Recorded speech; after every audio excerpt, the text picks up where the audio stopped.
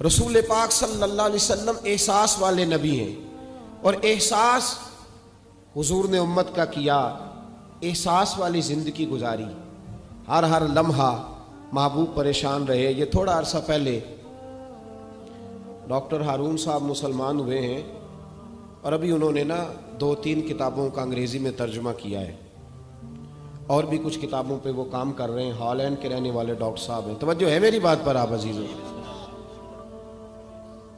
Doctor صاحب کہتے ہیں کہ میں نے یہ سنا تھا کہ مسلمان دہشت گرد ہیں، یہ بم بلاسٹ کرتے ہیں۔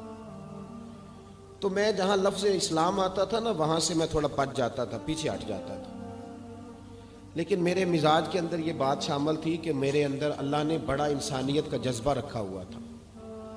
تو میں ایک تنظیم قائم کر رہا تھا، میرا خیال تھا کہ ایک ایسی جماعت بناؤں کہ جو پوری دنیا کے اندر اسلام،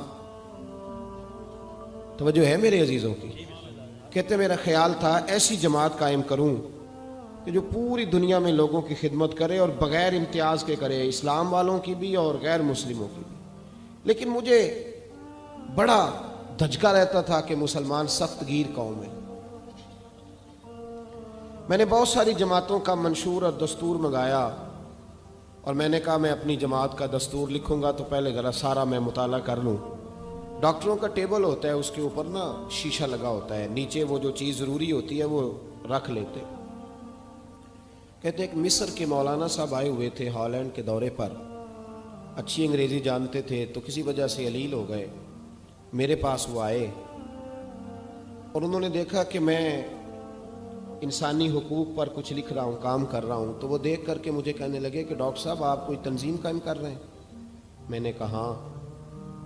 تو کہتے انہوں نے ہلکا سا ٹچ دیا، زور نہیں دیا، اور ویسے بھی جو ہلکی بات ہوتی ہے وہ ذرا دل میں جلدی بیٹھ جاتی ہے۔ کہتے ہیں ہلکا سا ٹچ دیا، کہنے لگے اگر کبھی موقع ملے تو میرے نبی پاک کی بھی سیرت پڑھ کے دیکھیں، بس ہلکی سی بات، اور وہ جملہ چھوڑ گئے۔ اعلیٰ حضرت فاضل بریلوی علیہ رحمہ نے لکھا ہے ضروری نہیں کہ تم جو کہہ رہے ہو وہ منوا کے اٹھو، لیکن میسج ضرور چھوڑ دیا کرو۔ جب انسان کے ذہن میں بات ہوتی ہے یہاں سٹاک ہوتا ہے جب بات کا، تو جب وہ کام کرنے لگتا ہے تو ایک دفعہ وہ بات سامنے ضرور آتی ہے۔ کہہ دیا کرو۔ انہوں نے کہہ دیا کہ ڈاکٹر صاحب ایک دفعہ حضور کی سیرت بھی پڑھ لیں۔ کہتے ہیں میرے ذہن میں بات بیٹھ گئی، مصروف آدمی تھا، زیادہ تو نہیں میں مطالعہ کر سکتا تھا، لیکن میں ایک دن 10 منٹ گھر میں ملے تھے تو میں کمپیوٹر پہ بیٹھا، اور میں نے کہا کہ انگریزی میں جو کتابیں حضور سید عالم صلی اللہ علیہ وسلم کی سیرت کی ہیں ان کو ذرا دیکھتا ہوں۔